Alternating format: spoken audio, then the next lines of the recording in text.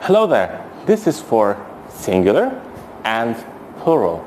In English, when you only have one, we call this singular. When you have 2, 3, 4, or 5 or more, we call this plural. Okay? So, for singular, we usually say this is. So, this is a cat. This is a pen. This is a pencil. If it's plural, we use these are. So, these are cats. These are pens. These are laptops. So, these are plural. So, for singular, we use this is, plural, these are.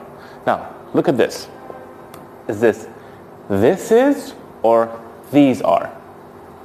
Good. This is a pen. Good. Now, this one. Is this is or these are? Good. These are phones or mobile phones. So, singular. Plural. So, usually, when it's singular, there is no S at the end. Usually, there are some irregulars.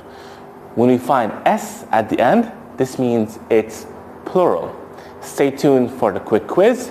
I'll post it later on the page and answer the questions. See you next time.